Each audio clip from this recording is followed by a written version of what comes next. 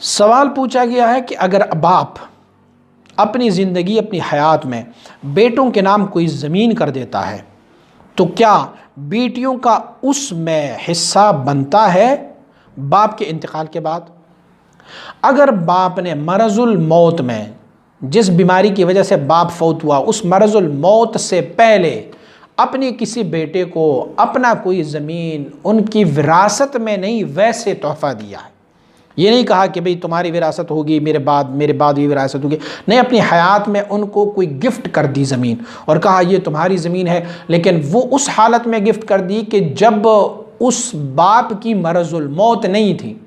یعنی ہوتا ہے نا کہ کوئی اس طرح بیماری ہوتی ہے کہ بیماری کے دوران جو ہے وہ باپ ضعیف ہوتا جا رہا ہوتا ہے اور اسی مرض سے وہ فوت ہو جاتا ہے. اگر ایسی کوئی سچویشن نہیں تھی اور اپنے بیٹے کے نام کوئی زمین کر لی انہوں نے، تو پھر بیٹیوں کا اس زمین میں حق نہیں ہے. اسی لیے حق نہیں ہے کہ وہ باپ نے اسے اپنی زندگی اور حیات میں اس بندے کو دی ہے. ہاں، مرض الموت میں اگر باپ یا کوئی بھی شخص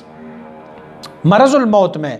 ظاہری بات ہے کہ جب وہ اس بیماری سے لا علاج ہوتا ہے اور اسے پتہ ہوتا ہے کہ بھئی اب میں مرنے والا ہوں، تو اپنی ساری مال کو لوگوں کو صدقہ کر دیتا ہے، خیرات کرتا ہے. تو شریعت مطارقہ یہ فیصلہ ہے کہ اگر اس نے مرض الموت میں اپنا کوئی مال کسی کو دیا ہوگا تو ان کے انتقال کے بعد وہ سارا مال لیا جائے اور پھر وارثوں میں اس کو تقسیم کیا جائے، پھر اس میں حقوق بنتے ہیں. لیکن مرض الموت نہیں تھی، صحیح سالم تھا، اور اپنی سلامتی کے وقت انہوں نے اپنی کسی بیٹے کے نام کوئی خاص جگہ معین کر دی. اب ان کی رحلت کے بعد بقیہ وارثوں کا اس میں کوئی حصہ نہیں بنتا، یہ انہی کا اپنا ذاتی حصہ.